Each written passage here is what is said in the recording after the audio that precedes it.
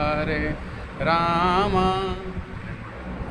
राम राम हरे हरे हरे कृष्ण कृष्ण कृष्ण हरे हरे हरे राम राम राम हरे हरे हरे कृष्ण कृष्ण कृष्ण हरे हरे हरे राम राम राम हरे हरे हरे कृष्ण कृष्ण कृष्ण हरे हरे हरे राम राम राम हरे हरे हरे कृष्ण कृष्ण कृष्ण हरे हरे हरे राम राम राम हरे हरे हरे कृष्ण कृष्ण कृष्ण हरे हरे हरे राम राम हरे हरे हरे कृष्ण कृष्ण कृष्ण हरे हरे हरे राम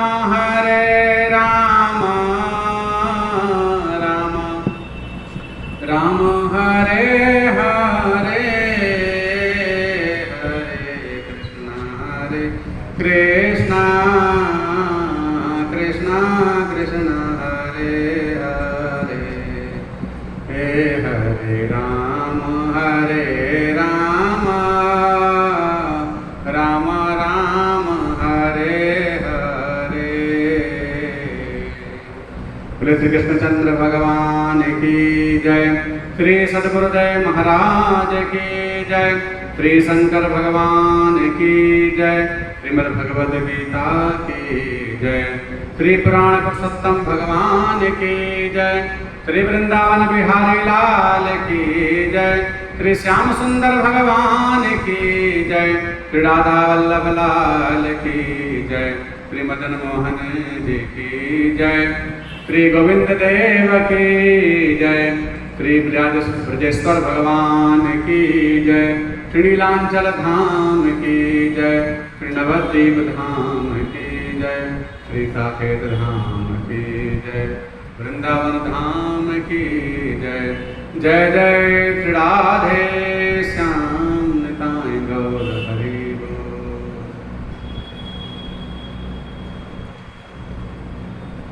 अनंत कोटि ब्रह्मांड नायक पुराण पुरुषोत्तम श्रीमन्नारायण वैकुंठनाथ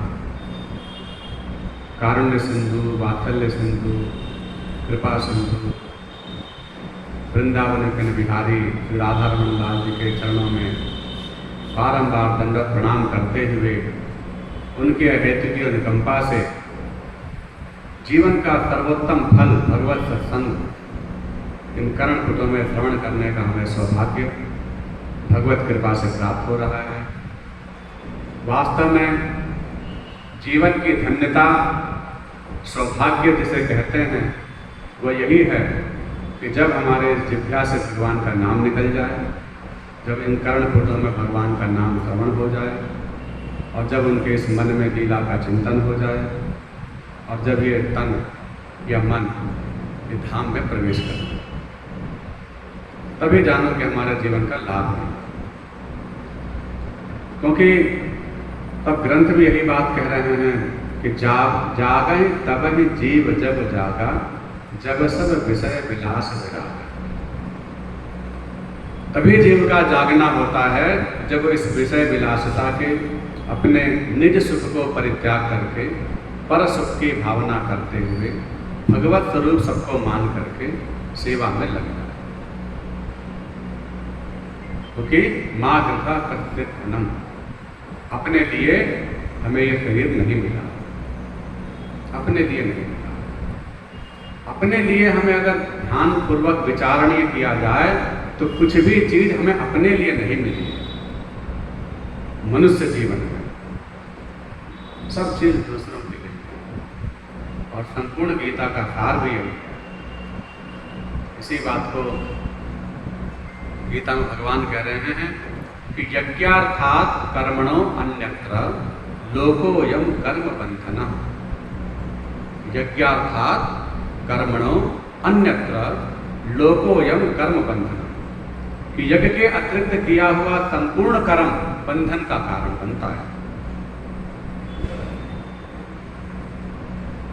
इसलिए यज्ञ की महिमा गीता के तीसरे अध्याय में भगवान कह रहे हैं कि यज्ञ का थोड़ा एक निकाल भी लेंगे ताकि थोड़ा सा विचार यही आज ठाकुर जी कृपा से बना है कि कम से कम एक श्लोक को तो 4-5 बार पुनरावृत्ति करके सबको एक संस्कृत का श्लोक याद हो जाए। याद भी ना हो तो कम से कम उच्चारण करना आ जाए। एक श्लोक तो हम लोग ऐसा कर लेंगे हर रोज, एक श्लोक। तो प्रयास करने से न होने से तो कुछ होना ही अच्छा। तो तीसरा अध्याय प्रवेश करें और तीसरे अध्याय में 11वां श्लोक निकाल लें और कोशिश करेंगे, क्योंकि ऐसा अभ्यास नहीं है कथा करने का, तो इसलिए अभ्यास के साथ साथ में कोशिश करेंगे कि पूरी गीता तो शायद भगवान ही जाने कितने समय में होगी, लेकिन प्रयास करेंगे कि सप्तश्लोकी जो गीता है, शास्त्र कहते हैं कि चतुश्लोकी भागवत को पढ़ने से पूर्ण भागवत का अभ्यास भाव बन जाता है। चतुश्लोकी श्री रामचरितमानस का पाठ करने से रामायण का फल मिल जाता है। उसी तरह सप्तश्लोकी गीता को पाठ करने से पूर्ण गीता का फल प्राप्त हो जाता है। तो उसी की व्याख्या विशेष रूप से करें, है ना। थोड़ी बहुत आज हो जाएगी और थोड़ी बहुत फिर कल देखते हैं, देखिए कि श्लोक जैसा भगवान बनाएंगे। तो आज जो है 11वें श्लोक को हम पहले याद करने के भाव से इसको पढ़ें, क्योंकि बहुत महत्वपूर्ण श्लोक है। ये तो सारी गीता के सब मणियाँ हैं, मुक्ता हैं, इसकी तुलना किसी से भी किसी की नहीं जा सकती, सब अपने आप में परिपूर्ण है। तो हम पढ़ें तीसरे अध्याय का 11वां श्लोक। देवान भावयतानेन, तब बोलेंगे देवान भावयतानेन, बोले देवान भावयतानेन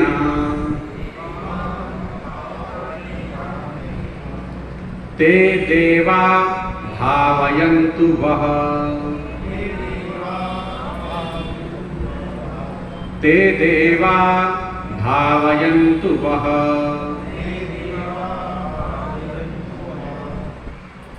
देवान् भावयतानेन ते देवा भावयन्तु वः, परस्परं भावयन्तः, परस्परं भावयन्तः श्रेयः परमवाप्स्यथ, श्रेयः परमवाप्स्यथ,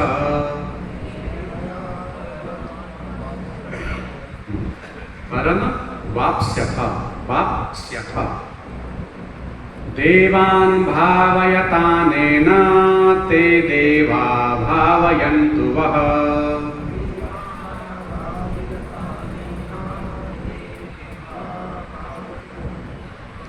परस्परं भावयन्तः श्रेयः परमवाप्स्यथ।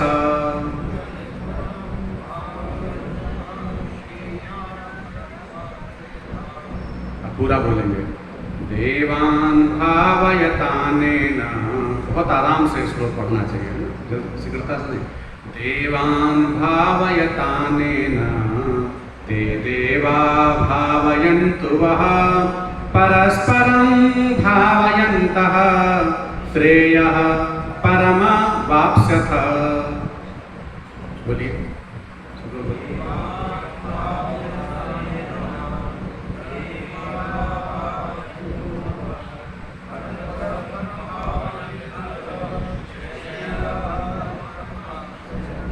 बहुत बढ़िया, फिर एक बार बोलेंगे, क्योंकि ये तो गीता।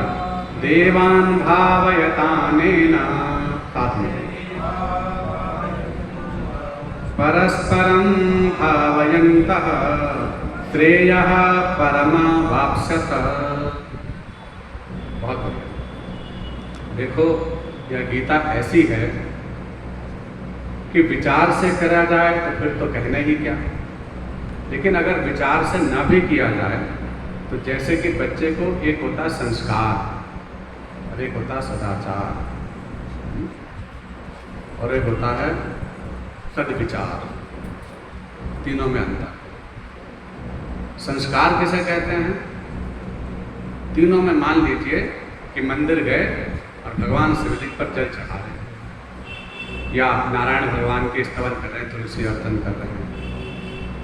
तो एक बालक है जो हमारे साथ अभी 5-7 साल के बालक को अपने साथ अपने आप ले गया है, तो अपने साथ जो बच्चे को लेके आए उसने हमारे जैसे ही आपने कहा कि ऐसे ही करो, उसमें विचार नहीं है और उसमें सदाचार भी नहीं है, लेकिन उसमें संस्कार बढ़ गए। ऐसे करना चाहिए, ऐसे करते हैं, सब करते हैं, तो उसने काम अच्छा किया, उसका भी फल मिलेगा, संस्कार का भी फल मिलता है।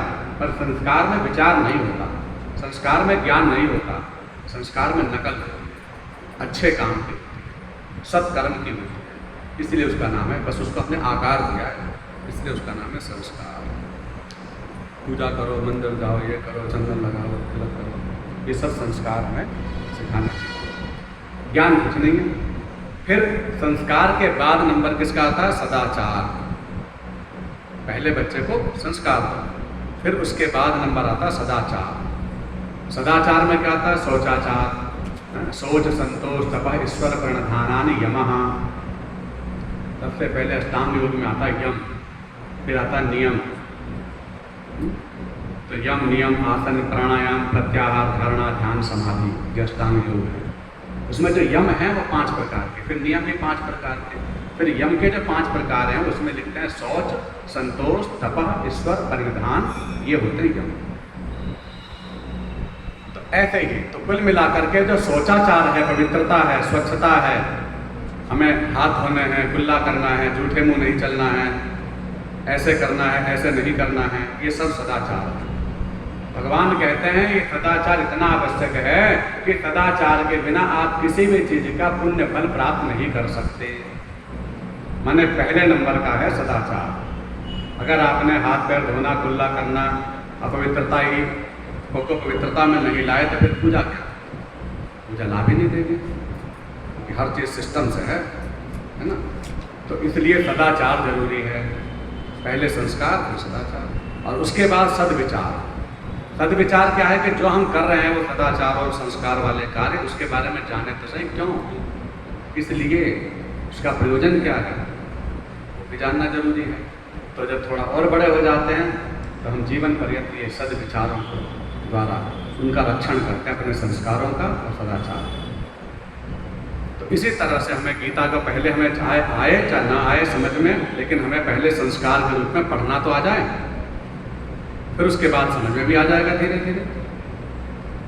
तो ये हमने पढ़ा। अब इसका अर्थ समझो, पहले महात्म समझो, क्योंकि महिमा जाने बिना वही पड़ती थी, जाने बिना किसी में प्रतीति नहीं होती, श्रद्धा नहीं जगती। तीसरे अध्याय के विषय में महात्म प्रकरण में जो पद्म पुराण से, गीता के महात्म को पद्म पुराण से लिया गया। भागवत में भी महात्म जो प्रकरण है वो पद्म पुराण में भी है और स्कंद पुराण में भी थोड़ा सा वर्णित है। तो वहां पर एक वर्णन आता है कि कौशिक वंशीय ब्राह्मण थे, जाति के ब्राह्मण थे, लेकिन कर्म उनके शूद्रवत नहीं बल्कि आसुरी वृत्ति जैसे। क्योंकि जरूरी नहीं है कोई ब्राह्मण हो तो ब्राह्मण जैसे ब्रह्मत्व भी आ जाए, दोनों अलग अलग चीज है, कर्म से होना और एक जन्म से। तो भाई अब उनको संगति ऐसी मिली, कर्म विपाक ऐसा ही था, वे विचारी थे, पापाचारी, दुराचारी, मदिरापान करना, उल्टे सीधे काम करना, खान पान व्यवहार सब कुछ गलत, महा अजामिल जैसे पापी हो गए। तो बस संयोग जिसका जैसा कुल मिलाकर बहुत जीवन में उसने जगाई मठाई जैसे बहुत पाप किए, पापाचार जीवन हो गया। अब जिसका जीवन पापाचार होगा, धुंधकारी जैसे धुंधकारी ने भी जन्म ब्राह्मण कुल में लिया, लेकिन जीवन केवल निज स्वार्थ के लिए, अपने सुख देने के लिए पाप करना। तो भगवान कहते हैं कि भैया अपने को सुख देने वाली जो प्रवृत्ति है, स्वार्थ जिसे कहते हैं, उस स्वार्थ के व्यक्ति के अंदर से दो चीज उसे किसी भी तरह से नहीं प्राप्त हो सकती, चाहे वो धन मिल जाए, चाहे अपने स्वार्थ की सिद्धि भी हो जाए। अगर स्वार्थ की सिद्धि भी हो जाए, मेरे मन चाहिए काम हो भी गया, पहली बात तो जरूरी नहीं है कि भाई बुरे की सब हो जाए, उसके सामने भी सब कुछ दैहिक समस्याएं आती हैं, पारिवारिक समस्या, माने समस्याएं तो दोनों के आगे हैं, अच्छे वाले व्यक्ति के पास भी और बुरे के पास। समस्या ऐसा नहीं है कि वो किसी एक के पास, दोनों के पास आएंगे। भजन करोगे तब भी, नहीं करोगे तब, क्योंकि प्रारब्ध क्या थी। ये सोच के मत करो कि अब भजन कर रहे हैं तो पाप हमारा खत्म हो जाएगा, हमारे अब सुख मिल जाएगा, क्योंकि सुख दुख जो है एक सोच के ही नाम है, ये प्रवृत्ति है, एक सोच। वो सोच बनाने की जो विधि है वो मिलती है सत्संग से, वो भी जब बहुकाल करिए सत्संग, तो वो भी बहुत समय तक किया जाए, और वो भी करने के साथ साथ उसका सिर्फ फिर मनन किया जाए और निधिध्यासन किया जाए, तब जाकर के वो कृपा होती है, हमें सोच प्राप्त होती है वो, कि जिससे कि हमें दुख में भी सुख का एहसास हो जाए। क्योंकि भगवान कह रहे हैं वास्तव में सुख दुख नाम की कोई चीज है नहीं, बस सोचने का ये विचारधारा ही है अपनी। एक ऐसी विचारधारा के लोग हैं जिसके पास सब सुख मिल जाए तब भी दुखी रहता है, ऐसे भी लोग हैं। सब कुछ है, मकान है, लेकिन मकान का सुख नहीं है, पत्नी है पर पत्नी का सुख नहीं है, पुत्र है, सब कुछ है। माना वस्तु का होना अलग विषय है और वस्तु का सुख मिलना अलग विषय है। हो सकता है मेरे अंदर ही कोई शंका पैदा हो जाए, शंका, और अगर ये शंका नाम की बीमारी पैदा हो गई तो फिर मुझे कोई कितना भी प्यार करे मुझे सुख मिलेगा ही नहीं। मुझे हमेशा शंका में होना, पता ये ठीक नहीं है। मुझे किसी वस्तु में वहम बैठ गया, ये पता नहीं कैसी है कैसी, तो अगर वहम बैठ गया तो बताओ आप क्या कर लोगे उस पर। आपके पास रुपया भी हो, पैसा भी हो, शरीर भी हो, दासी नौकर चाकर सब हो, लेकिन निकाल नहीं सकते। अब वहम शंका एक भूत का ही नाम है जिससे पैदा होता भय। तो एक तो कभी भी स्वार्थी व्यक्ति को भय से मुक्त नहीं हो सकता। पहली बात अच्छे से विचार करके देख लेना, उसके आगे हमेशा भय बना रहेगा। अगर चोरी करता है तो टैक्स का भय, या किसी न किसी का भय बना ही रहेगा, नींद नहीं आएगी तो भय बना रहेगा।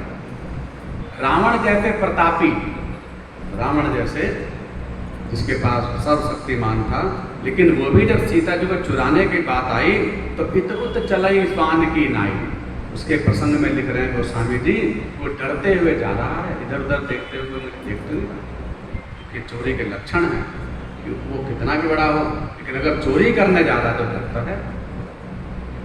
तो गलत काम करने वालों का हमेशा डर बना रहता है, और डर मतलब भय बना रहता है। तो भय मुक्त नहीं हुआ तो सुख कहाँ मिला? माने भय वाले को सुख मिल जाए संभव? तो सुख तो उसे प्रतीति मात्र है।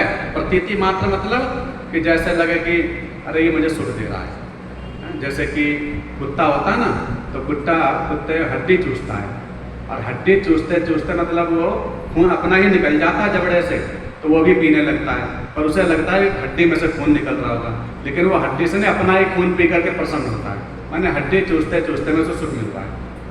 तो ऐसी सोच बना ली, तो ऐसा ही हमने संसार के विषय सुख में हमें सुख दे रहे हैं ऐसा मान लिया। वस्तुतः वही जब कभी दुख देने लग जाते हैं तो ज़्यादा दुखी हो जाता है। तो सुख दुख वास्तव में एक सोच का ही नाम है। कोई आदमी ऐसे भी हैं कि जिन्हें रोटी नहीं मिल रही, कपड़ा भी नहीं है, मकान भी नहीं है, रिक्शा चला रहे हैं, अपना मौज मस्त में, बहुत बढ़िया बोलते हैं, बहुत हंसी खुशी मजाक करते हैं और खुश रहते हैं, क्योंकि उन्हें उसकी परवाह ही नहीं, उसे कीमत ही नहीं है। उन्हें 10 रुपये मिले तो भी ठीक है, नहीं मिले तो भी ठीक है, खुश रहते हैं वो। तो खुशी एक अंदर की एक चीज़ है जो स्वाभाविक ही मिलेगी, कुछ विचार से ही मिलेगी, और ये भी कुदरती मिलेगी, ये तुम्हारे चाहने का विषय भी नहीं है। ये हम मान लेते हैं कि भाई मेरा परिवार सोच देगा, जब समय आता तो परिवार भी अलग हो जाते हैं। अरे मुझे धन देगा, धन कमाता हूँ क्योंकि बुढ़ापे में इसी का एक आशा है, पता चला धन भी कोई और ले गया, धन भी दूसरे के हाथ में चला गया, बच्चों के हाथ में, और वो सुख भी नहीं देना पड़ रहा है।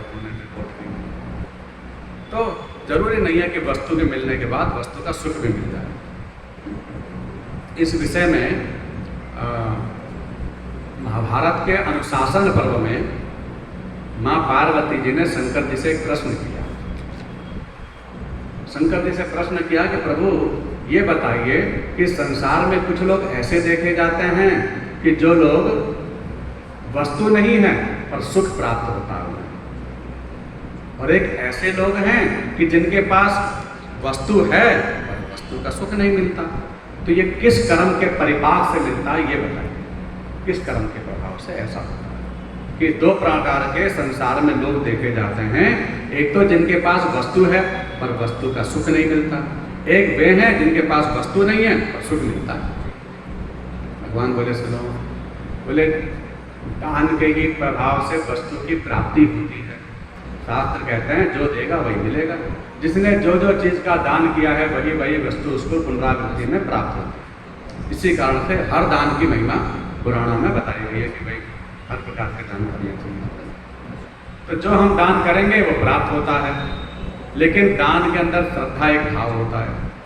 अगर दान में श्रद्धा नहीं बनी, हमें दान तो कर रहे हैं दिखाने के लिए, बताने के लिए, जताने के लिए, है ना, ये सब भाव से, तो दान तो किया, भगवान कह रहे हैं दान की हुई वस्तु का फल तो मिलेगा आपको, वो वस्तु मिलेगी, रुपया पैसा भोजन पानी अन्नदान जो भी आपने दिया है वो सब मिलेगा, लेकिन आपको सुख नहीं मिलेगा। क्यों? क्योंकि श्रद्धा से सुख मिलता है।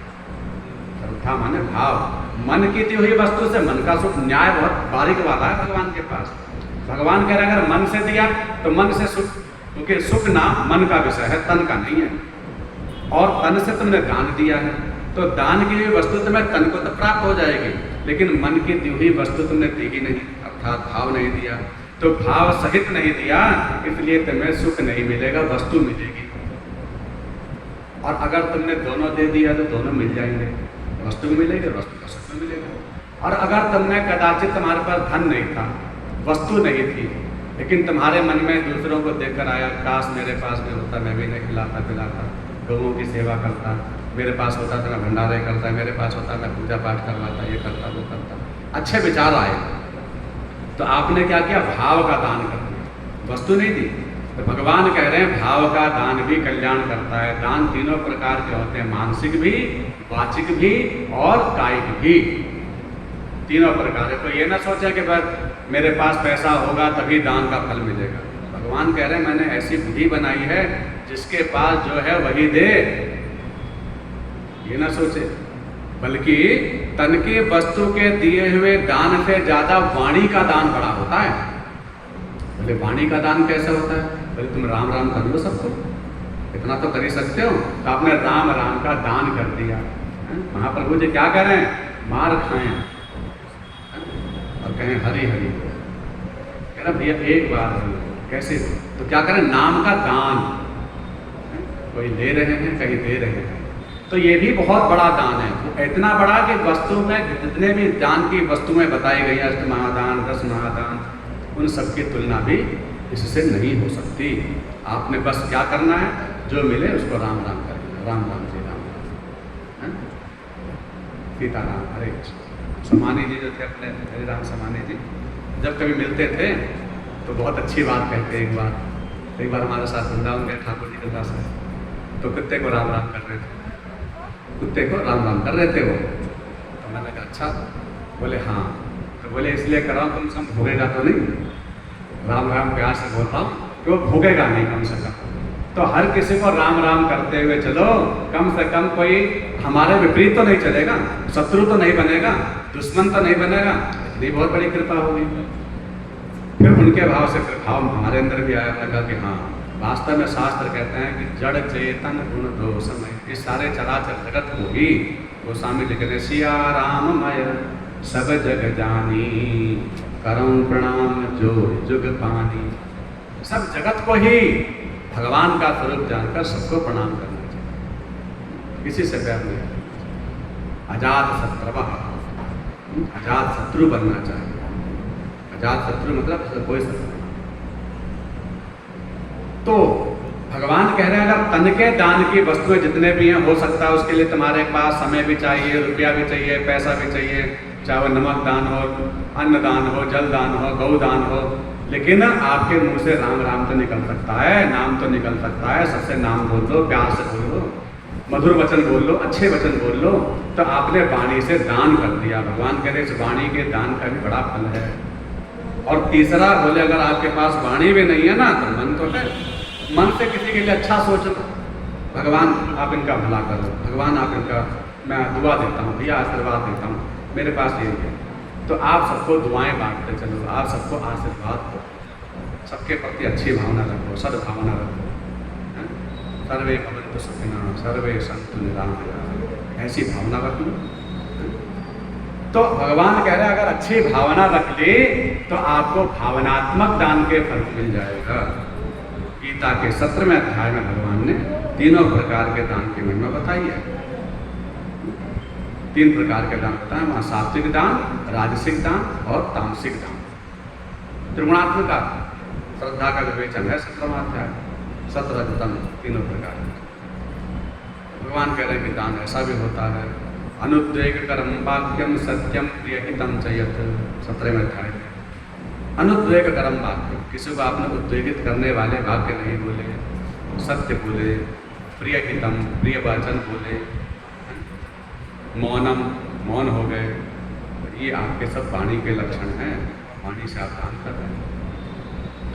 तो कहने का तात्पर्य है कि वहाँ उन्होंने कहा कि भैया भाव का दान करोगे तो आपको सुख मिलेगा, और अगर आप वस्तु का दान करोगे तो आपको वस्तु का सुख मिलेगा, लेकिन दोनों करोगे दोनों का मिलेगा, और केवल भावनात्मक किया तो वस्तु नहीं मिलेगी, भावनात्मक सुख मिलेगा। अभी अपने हाथ में है कि मैं क्या करूँ। बोलो कृष्ण भगवान की। अब यहाँ श्लोक का भावार्थ में आ जाओ। देवान भावयतानेन, यहाँ पर भगवान कह रहे कृष्ण जी अर्जुन से कि देवान भावयतानेन, सृष्टि में जब आरंभ में मनुष्यों को बनाया, देवताओं को बनाया, समस्त प्राणियों को बनाया, चराचर जगत को बना रहे ब्रह्मा जी, तो बनाने के बाद कहा कि देखो मनुष्यों, अगर तुम लोग चाहते हो कि ना भौतिक सुख मिले, भौतिक सुख एक तो होता है पारलौकिक सुख, पारलौकिक माने स्वर्ग आदि लोग, वो सुख चाहते हो तो एक अलग विषय, लेकिन हम कह रहे हैं भौतिक सुख भी जरूरी है।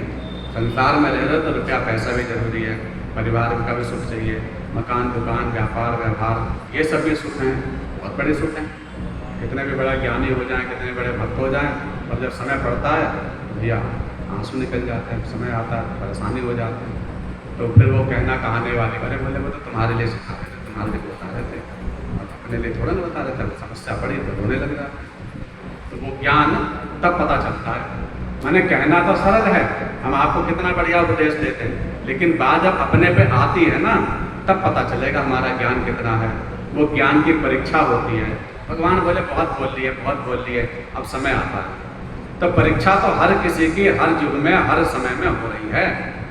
ऐसा नहीं कि परीक्षा नहीं हो रही, सबकी हो रही है, और फेल हो जा रहे हैं। बार बार गुस्सा आ जाता है किसी से, कभी गाली बक देते हैं, कभी क्रोध गुस्सा कर देते हैं, इसका मतलब क्या फेल हो गए। तो हम बार बार फेल हो रहे हैं, और भगवान की प्राप्ति बड़ी दुष्कर चीज है, इसलिए दुष्कर है। देवान भावयतानेन, भगवान जी उन देवताओं से कह रहे हैं कि देखो तुम्हें भी अपना भोजन चाहिए, और मनुष्यों से कह रहे हैं तुम्हें भी भोजन चाहिए, तो क्या करो? बोले एक दूसरे को देने की भावना रखो, अकेले खाने की मतलब देने की भावना। बोले वो कैसे होगा? बोले तुम दोगे तो उससे वो तुम्हें देंगे, और तुम नहीं दोगे तो वो भी नहीं देंगे। क्योंकि वस्तुतः अगर हम विचार करें तो हमें जो भी चीज मिल रही है वो कौन दे रहा है? देवता। देवता का अर्थ क्या है? बोले व्याकरण की दृष्टि से ददाति इति देवता, दद धातु से देवता बना है, माने देने वाला।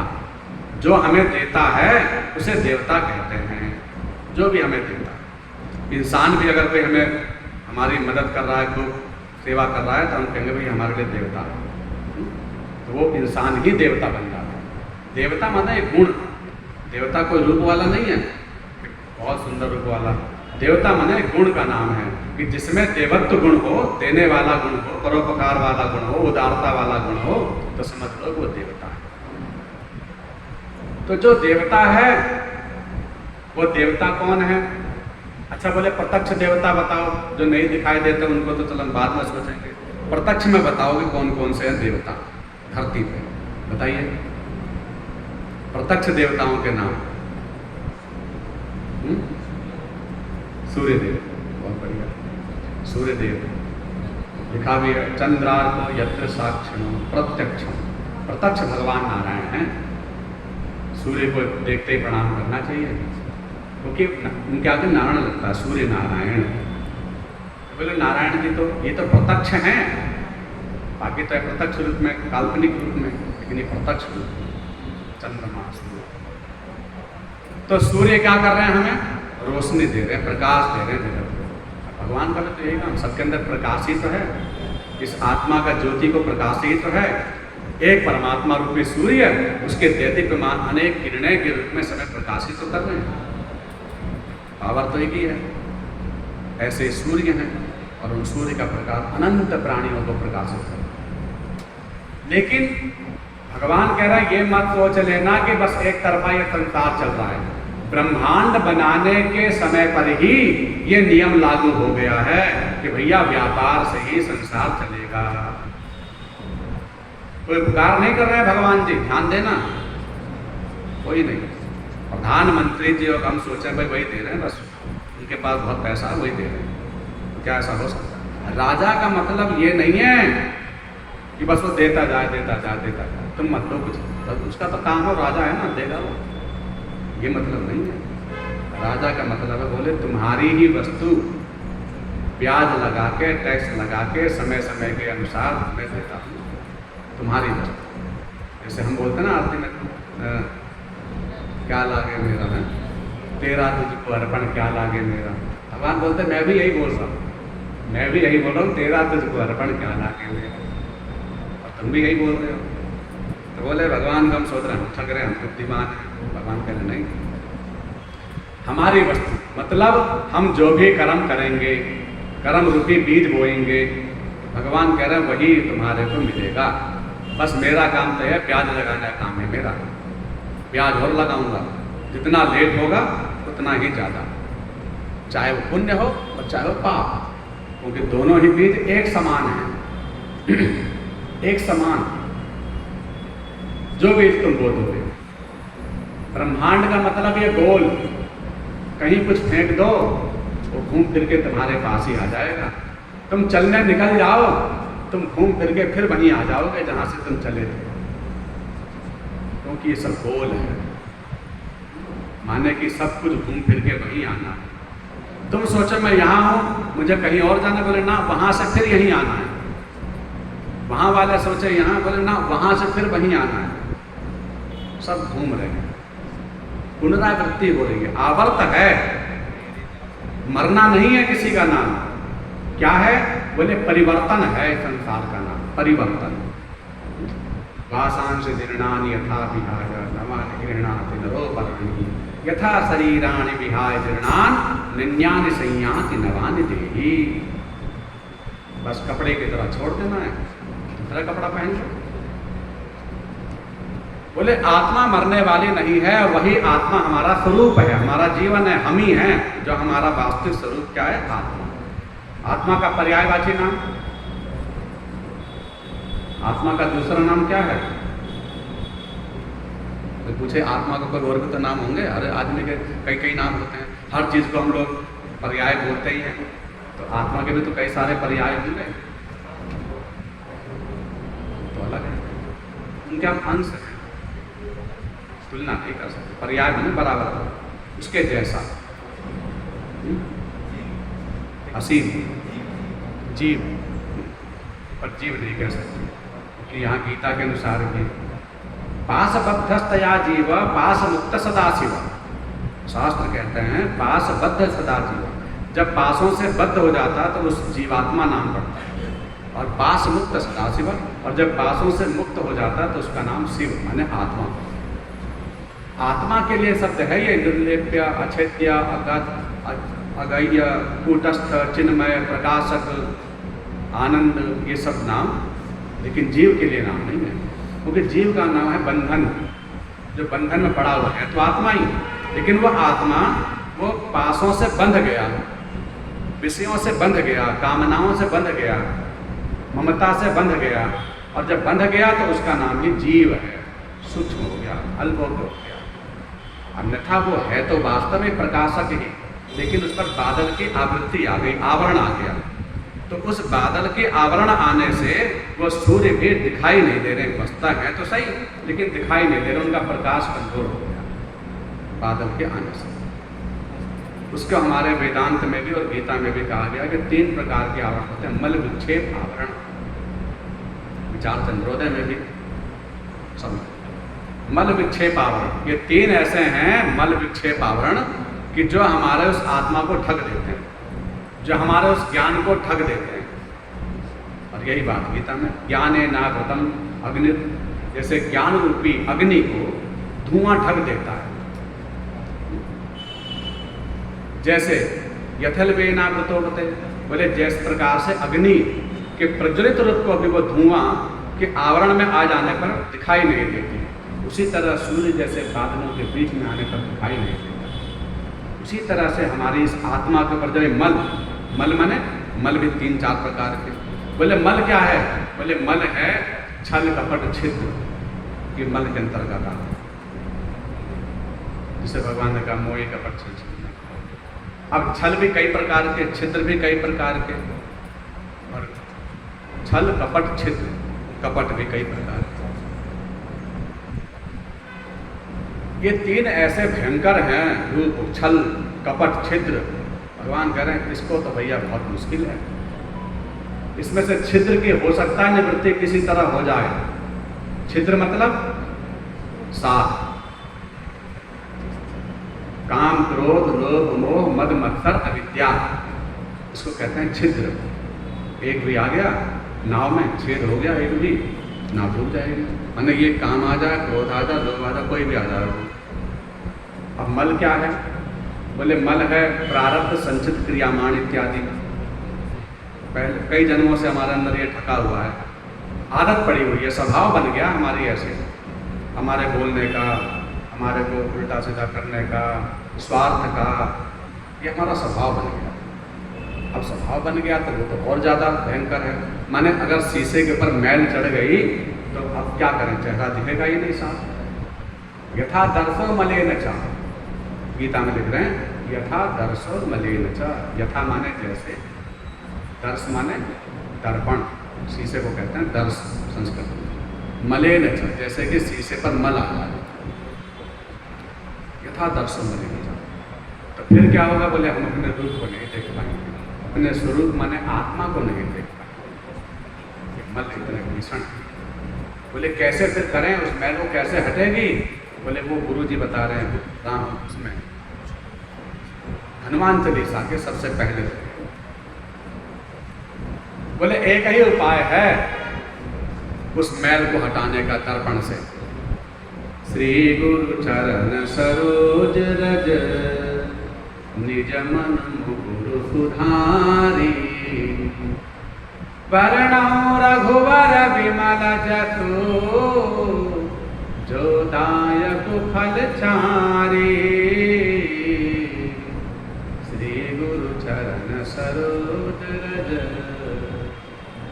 श्री गुरु चरण सरोज, सरोज माने कमल, रज चरण कमल,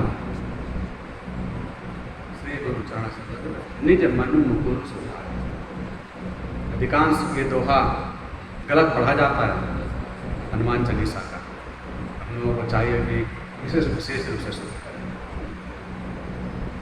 श्री गुरु चरण, गुरु के चरण कमलों की रज, यहाँ रज से भी प्राय है सेवा।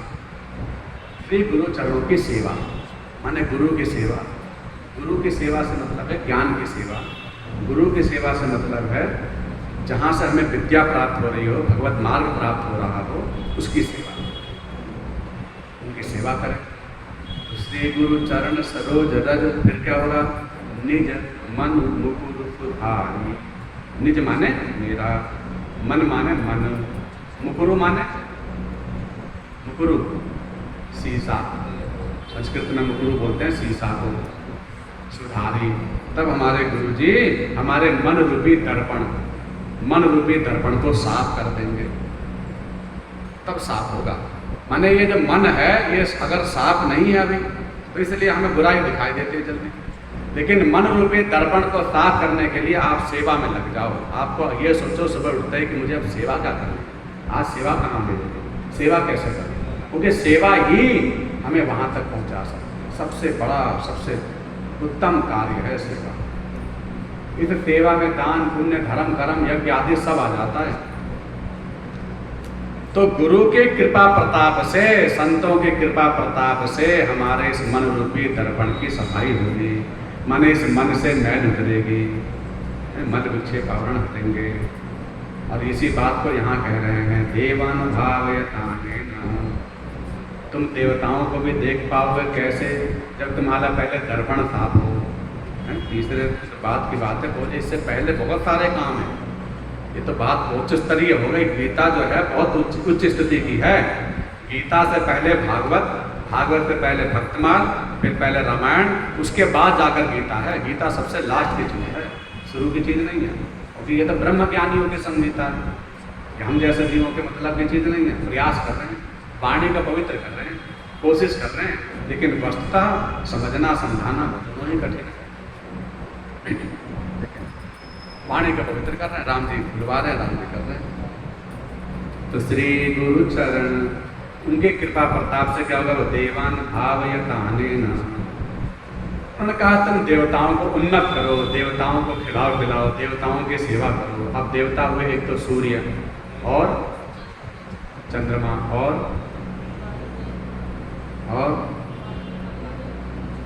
चलो और सुनो। जौर भूमिरापो हृदयं मनश्च अहश्च रात्रि उभे च संध्या। 14 जने बताएं, 14 जने देवताओं के नाम मुख्य रूप से। बाकी तो बहुत सारे देवता हैं, 33 करोड़ देवता हैं। कोटि के प्रकारांतर भी हैं, लेकिन अगर हम कहें कि कोटि हैं भी तो भी कोई संदेह नहीं होना चाहिए। माने एक तो हो गया भाई कोटि माने प्रकार जैसा कहते हैं, लेकिन हम कह रहे हैं अगर 33 करोड़ भी मान लो तो थोड़े हैं। 33 करोड़ नहीं, उससे ज़्यादा ही हैं। वो कैसे हो जाएंगे? बोले देखो, अगर हम उत्तर प्रदेश में ही जनसंख्या गिनने लग जाएं तो लगभग लाखों की संख्या है, कई लाखों, करोड़ भी हो सकते हैं। फिर पूरे देश में तो हैं लगभग 40 के लगभग, फिर ज़्यादा ही है, अरबों में हो गए। तो अरबों हो गए, और बोले जितने भी जीवधारी हैं, शरीरधारी हैं, सब में आत्मा है, और सब किसी न किसी की सेवा करते हैं, किसी न किसी की। भाई किसी के माता हैं, कोई पिताजी हैं, तो माता पिता कौन है? देवता ही तो है। हमारा भरण पोषण किसने किया? माता पिता ने, गुरु जी ने। तो माता पिता, गुरु, शिक्षा देने वाला, व्यापार देने वाला, रोटी खिलाने वाला, हमें काम देने वाला, हमें कितनी सपोर्ट कर देने वाले बहुत सारे लोग मिले होंगे, जो डॉक्टर से लेकर, पंडित जी से लेकर, ब्राह्मण से लेकर, गुरु जी से लेकर। अगर ऐसा हम विचार करेंगे तो हमारे एक के जीवन में ही बहुत सारे लोगों का उपकार है इस शरीर पर, बहुत सारे लोगों का। और उन सबका फिर क्या नाम होगा? उनका नाम होगा सबका नाम देवता। सब हमारे लिए देवता हैं, देवता तुल्य हैं। तो इस दृष्टि से कितनी संख्या हो गई? बोले लाखों करोड़ों से भी ज़्यादा सबके। तो इस दृष्टि से भगवान करेगा 33 गुण तो बहुत थोड़े हैं, अनंत भी कहा जाए तो बहुत कमी नहीं है।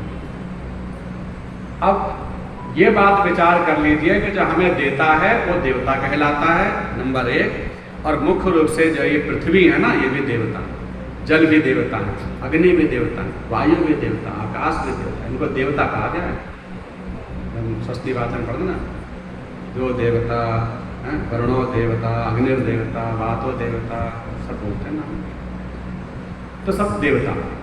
बोले ये क्या करें? बोले सब हमारे को आशीर्वाद प्रदान करें, हमारा मंगल करें, हमारे को ये दें, हमारे वो दें। लेकिन भैया बस देने का ही काम है उनका।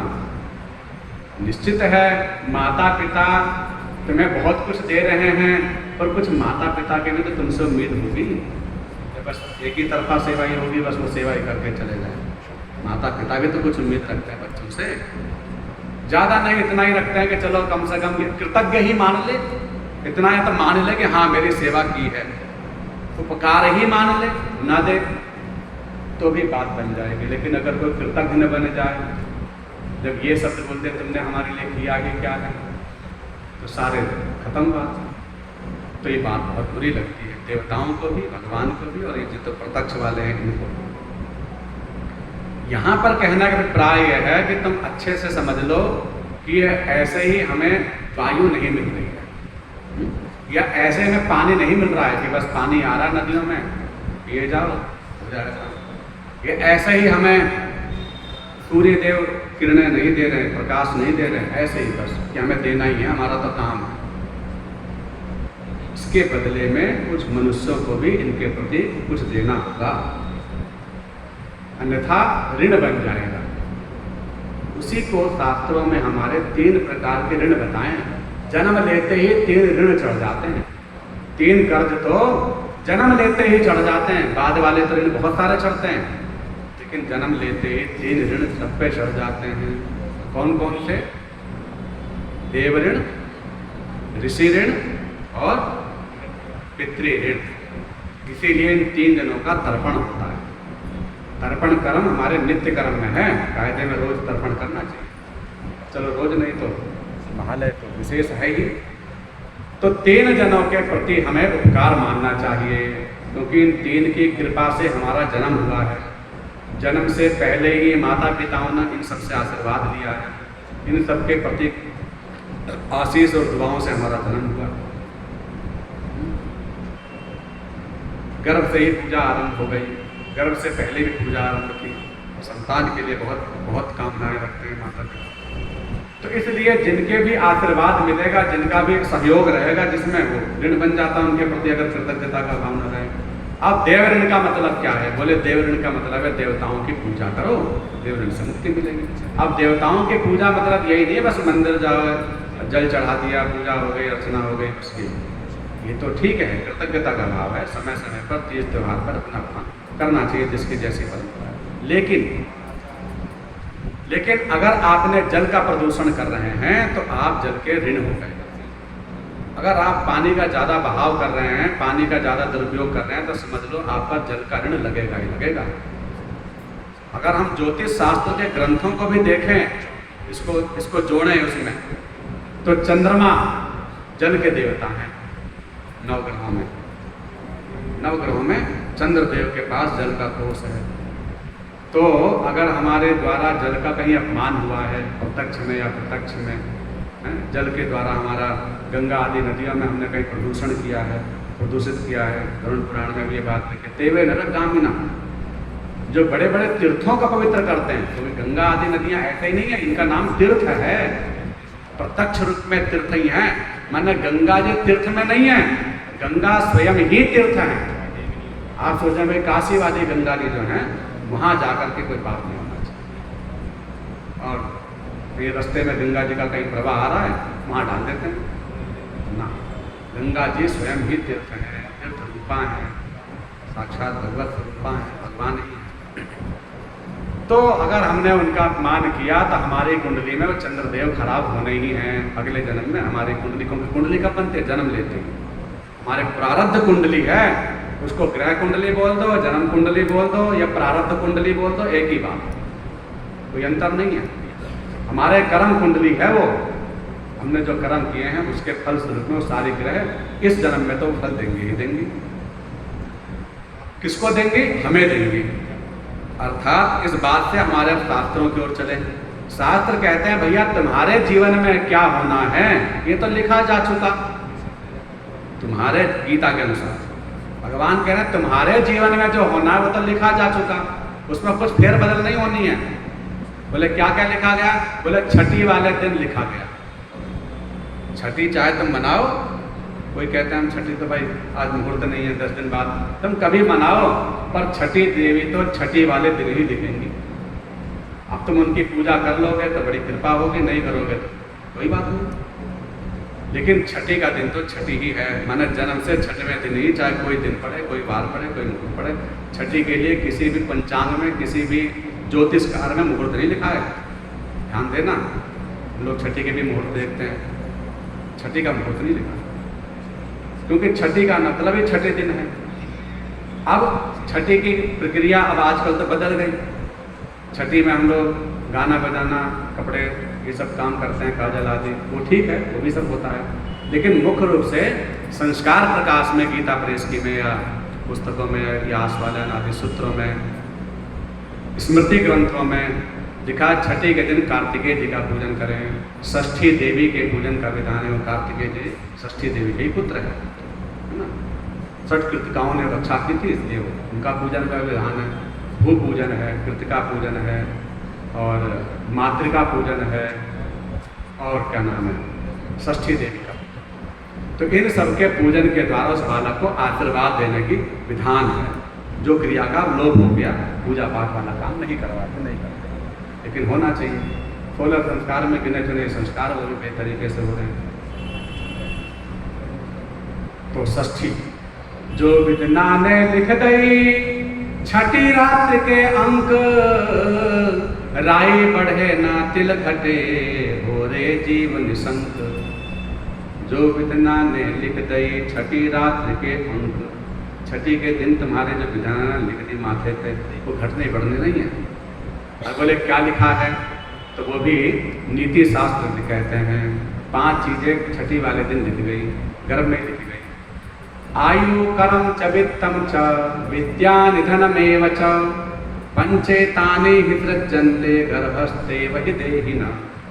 आयु, कर्म, वित्तम, विद्या, निधन, सब लिखा जा चुका, इसमें कुछ फेरबदल नहीं हुआ। बोले फिर क्या ये सब पूजा पाठ, धर्म कर्म, पुण्य, उपाय, ये सब क्यों? प्रश्न उठ सकता है, आदमी पूछता है भाई जब लिखा ही जा चुका, जब होना ही है तो फिर ये सब क्यों? सेवा करो, ये करो, पूजा करो, पाठ करो, धर्म करो, बदल जाएगा कुछ है क्यों? तो हम कह रहे हैं दूसरा हमारा प्रश्न है कि फिर डॉक्टर के पास क्यों? डॉक्टर के पास मत जाओ, मरना तो है, मर जाएंगे, दवाई मत लो, मरना है मर ही जाएंगे, जब बचना होगा बचेंगे, नहीं बचना होगा नहीं बचेंगे, डॉक्टर के पास पैसा क्यों खर्च करो? ये वाली बात में तो कह सकते हैं, बचना होगा तो बच जाएंगे, नहीं बचना होगा नहीं बचेंगे, तो फिर भैया रोटी को खाएंगे, रोटी मत खाओ, क्योंकि रोटी कमाने के लिए फिर कमाना पड़ेगा, कमाने में मेहनत ही है, तो मत कमाओ, क्योंकि जब बचना होगा तो बच जाएंगे, नहीं बचना होगा नहीं बचेंगे, कमाना भी छोड़ दो। सारी आफत खत्म हो गई नौकरी की, तो बहुत बड़ी उपाय पूछते हैं नौकरी के लिए, नौकरी के लिए। तो जब हमें बचना होगा, जब हमारे पास लिखा पैसा भी लिख दिया, वित्तम, वित्त माने धन, धन भी हमारे प्रारब्ध में लिखा गया कि तुम अमीर बनोगे गरीब बनोगे, जो लिख दिया। तो जब लिख दिया तो फिर मैं मेहनत क्यों करूं? मैं क्यों नौकरी के लिए परेशान हो रहा हूं? मैं क्यों व्यापार के लिए परेशान हो रहा हूं? क्यों दुकान के लिए परेशान हो रहा हूं? क्यों उपाय की तो छोड़ दो एक तरफ, लेकिन मैं औरों से भी तो उपाय के लिए प्रयास कर रहा हूँ। जितने भी वो ये जो व्यापारी गण होते हैं उनसे पूछ रहा हूँ कि भैया कौन सा काम चलेगा, ये मत जाओ, क्योंकि लिखा है तुम्हारे नसीब में। माने अगर ये बात है तो फिर किसी के पास ही मत जाओ, किसी के पास ही मत जाओ। बोले ऐसा हो नहीं सकता, किसी न किसी के पास जरूर जाओगे, जानते हुए भी जाओगे। एक बात लेकिन दोष तो पंडित जी पे ही लगाओगे, और किसी पर नहीं लगाओगे। दोष जो है वो पंडित जी का ही है। मेरे में इतना सारा काम हुआ, शादी तो सबने ही करवाई, पर किसी का नाम नहीं है, बस पंडित जी का नाम है कि तुमने ही करवाई, काम तुमने ही खराब किया है। और किसी का नाम नहीं आता, सबसे कम दक्षिणा वाला। डॉक्टर अभी रोज ही आते हैं, भगवान की कृपा से काम ही ऐसा है, लेकिन बता रहे थे कि भाई वहाँ लाखों रुपया लग गया, गंगाराम में करोड़ों रुपया लग गया, 2 महीना हो गया, किसी को 4 महीना हो गया, फीस भाई वही जाता। एक से बढ़कर एक डॉक्टर हैं, एक से बढ़कर एक खर्चे हैं। सामर्थ्य जिसकी जितनी है वो अपना प्रयास भी पूरा करता है, सामर्थ्य से बल्कि ज़्यादा ही करता है, ऋण तक लेता है। लेकिन फिर भी इतने पर भी गारंटी सच नहीं है कि बच ही जाएगा, हो ही जाएगा, ये हो जाएगा, वो हो जाएगा। और जब लास्ट स्टेज आती है, माने जब डॉक्टर हाथ खड़े कर देता है कि अब कुछ नहीं, तब आता है पंडित जी के पास। पहले नहीं आए शुरू में, पहले तो चलो ठीक है हो ही जाएगा, फिर आए कि अब जाप करवाओ, पूजा करवाओ, पाठ करवाओ। फिर पंडित जी ने कहा वही वाली बात है, मरे हो क्या बचाएं, अब तो लास्ट स्टेज है, प्रयास करते हैं। लेकिन इतने पर भी भगवान की कृपा से कभी कभी काम हो भी जाता है। दवाई काम नहीं आती, दुआएं काम आ जाती हैं, क्योंकि सारी पूजा का मतलब दुआ, कोई जबरदस्ती नहीं है भगवान से कि देना ही पड़ेगा, दुआ है सारी पूजा का मतलब। भाई प्रार्थना कर रहे हैं, जैसे वो कर रहे हैं वो कर रहे हैं, और भगवान सुनते भी हैं, क्योंकि पुराण शास्त्र गलत नहीं हो सकते, सब चीज़ों के विधान पुराणों में तो लिखे। कर्म कांड चारों वेदों के मिलाकर 1 लाख मंत्र हैं, ज़्यादा नहीं है, केवल 1 लाख मंत्र हैं चारों वेदों के मिला के, ऋग्वेद साम अथर्ववेद। और उन 1 लाख मंत्रों में 80,000 मंत्र कर्म कांड के हैं, 16,000 मंत्र उपासना कांड के हैं, 4 लाख मंत्र ज्ञान कांड के हैं। ये हिसाब है पक्का। सबसे ज्यादा मंत्र हैं कर्म कांड के। यजुर्वेद, यज का यज्ञ, नाम ही उसका यज्ञ से पड़ा है। अथर्व में भी औषधीय चिकित्सा आदि विभाग है। ऋग है नियमावली, सत्यम ब्रूयात, प्रियम ब्रूयात, ये सब सुक्तियाँ।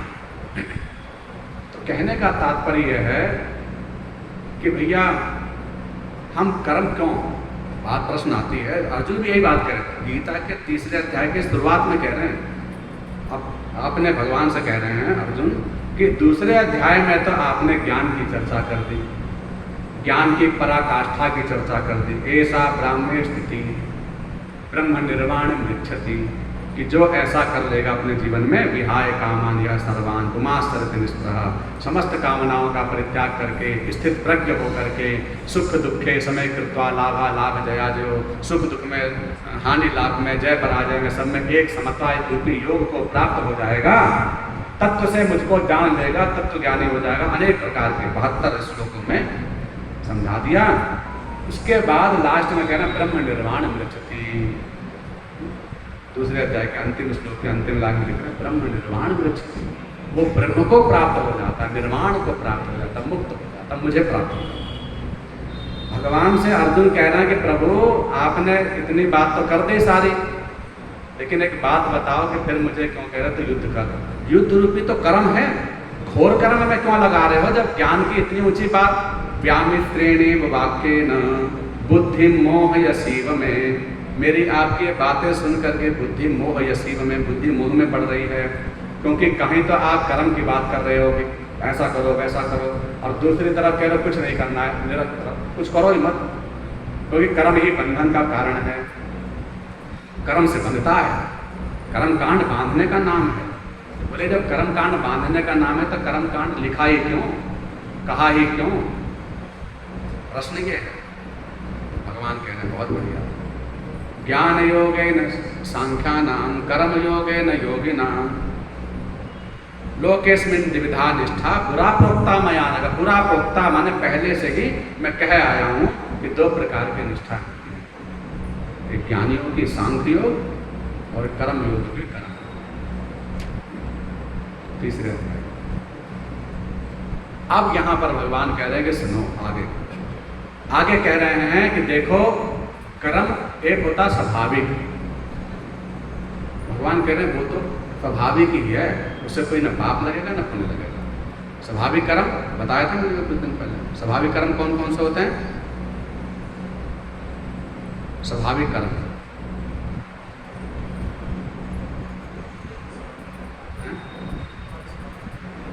तो स्वभाव के अंतर्गत जैसे खाना पीना, सोना, जागना, उठना, चलना फिरना, ये सब स्वाभाविक है।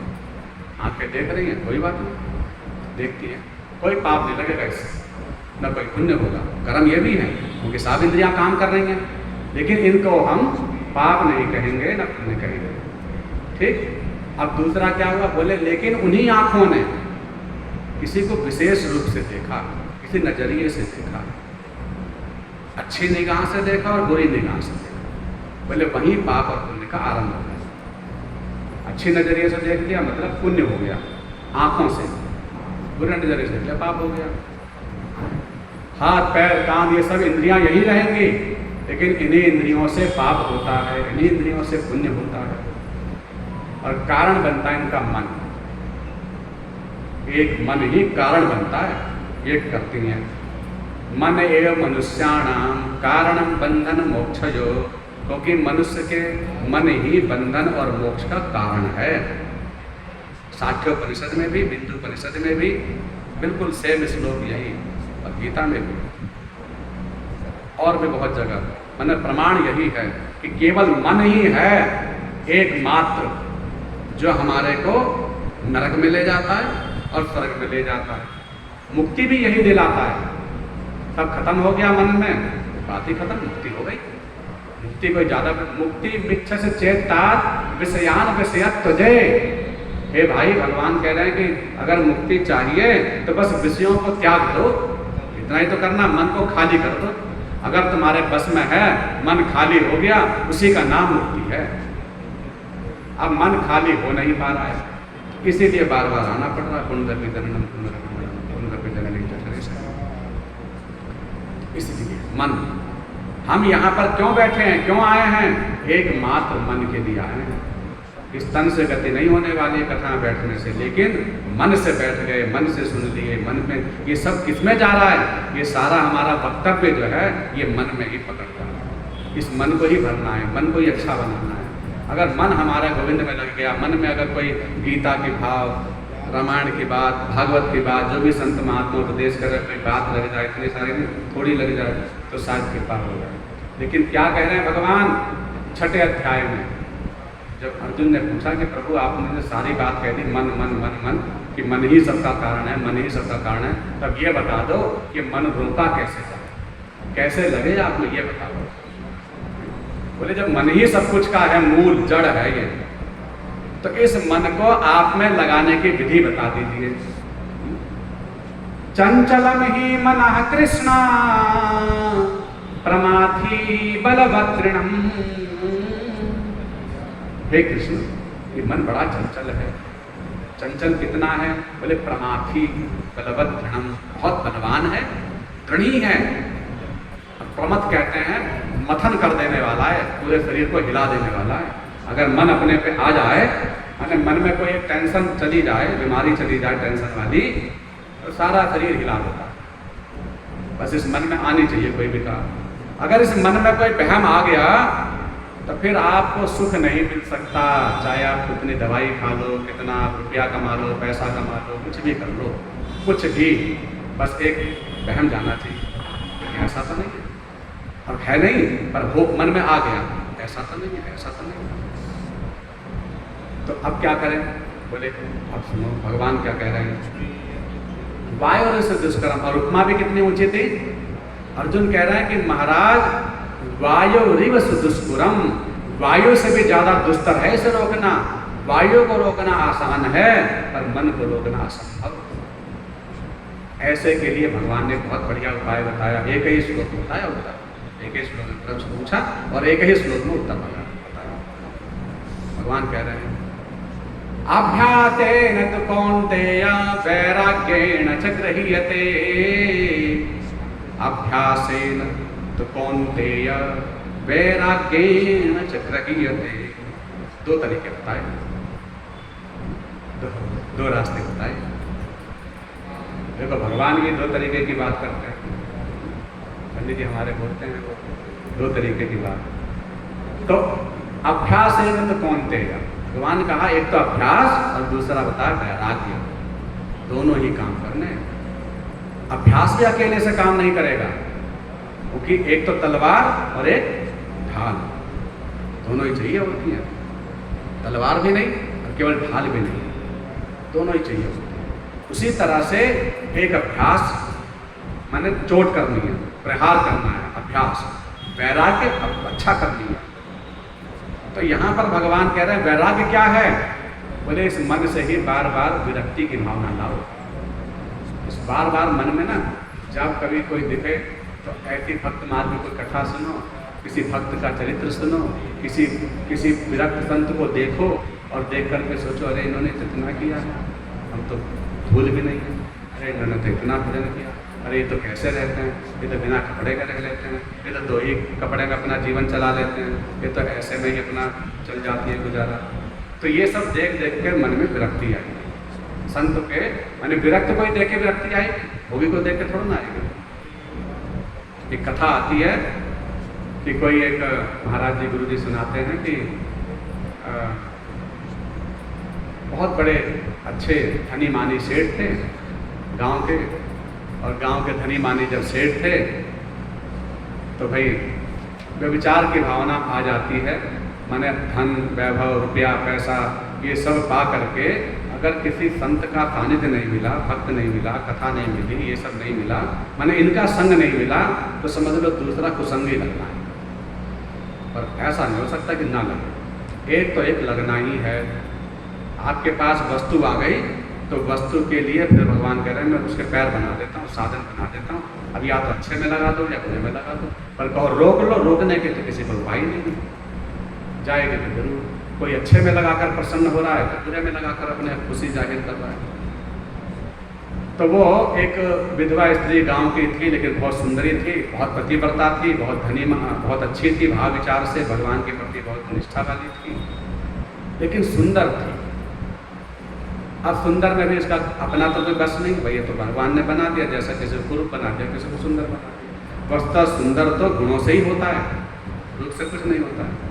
लेकिन अब सुंदर बना दिया और अति गर्वेण वे सीता, बोले कि भाई देखो इस सुंदरता के ऊपर ही कई लोगों का कलंक लग गया, दुख हो गया।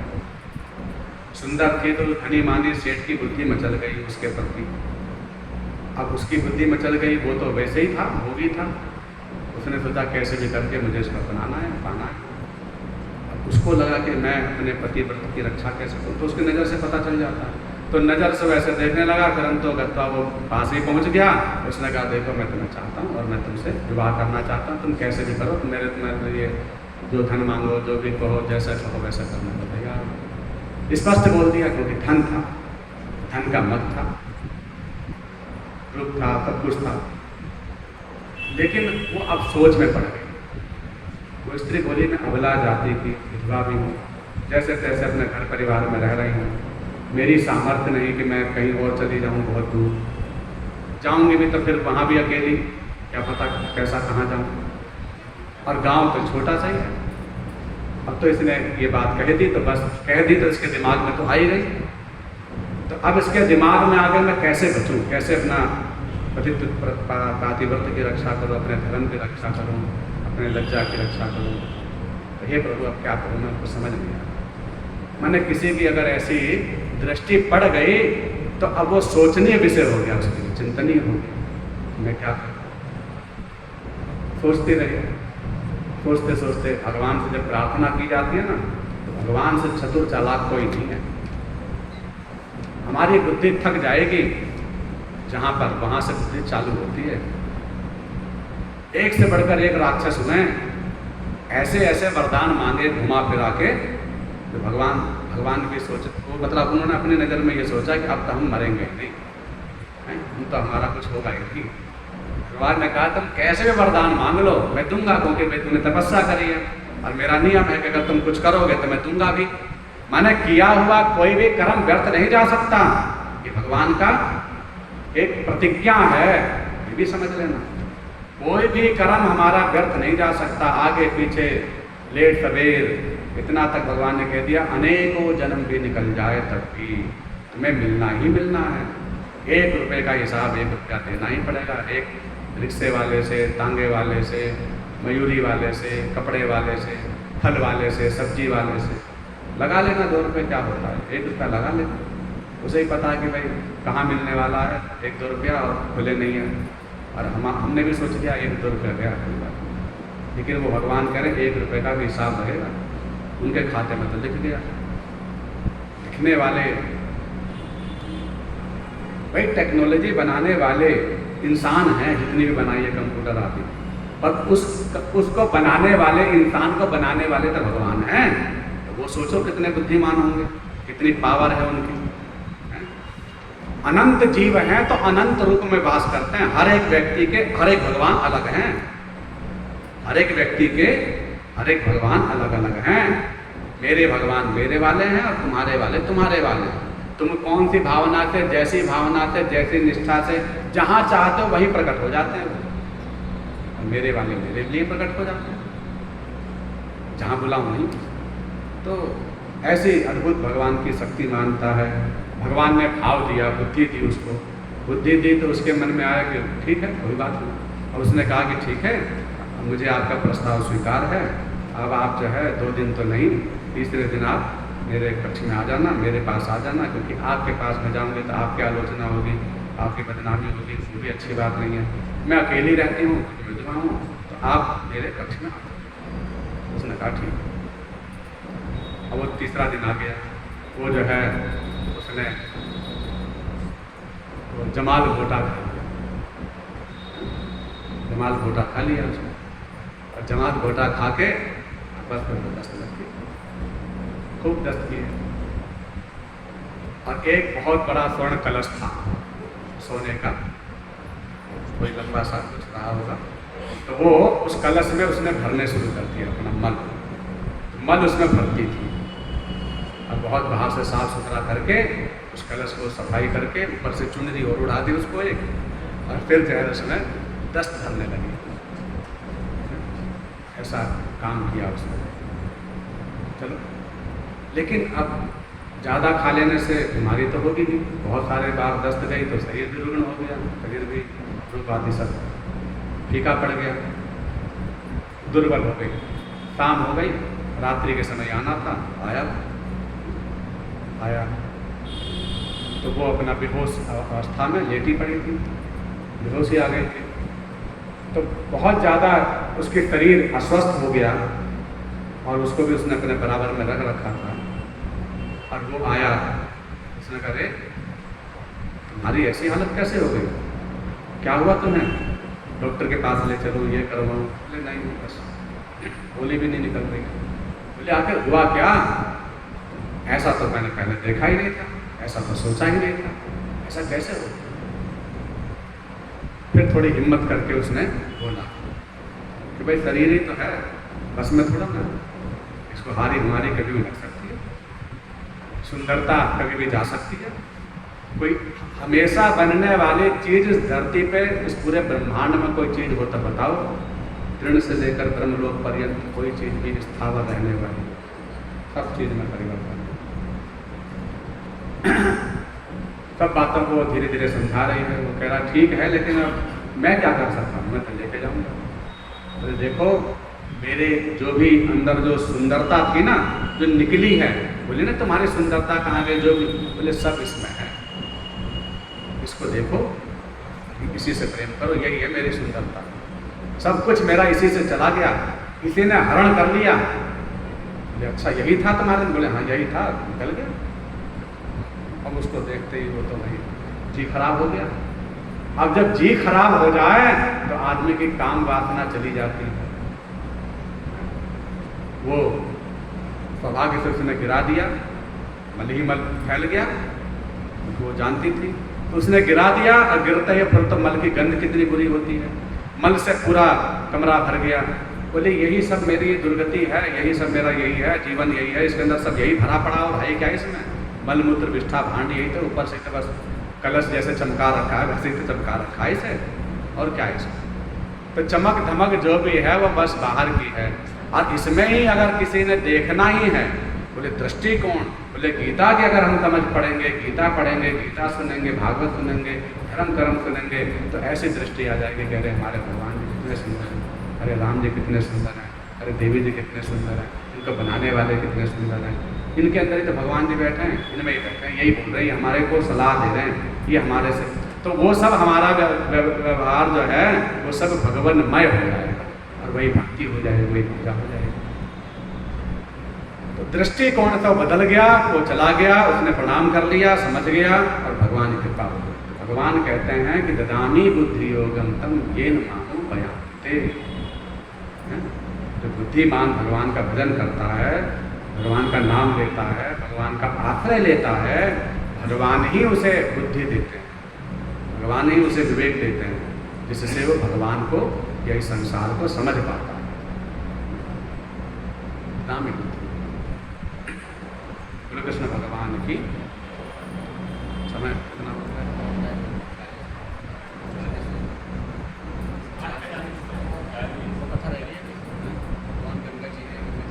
अच्छा, कल प्रश्न किया था, कल का क्या प्रश्न किया था? गंगा जी, और गंगा जी कौन है? और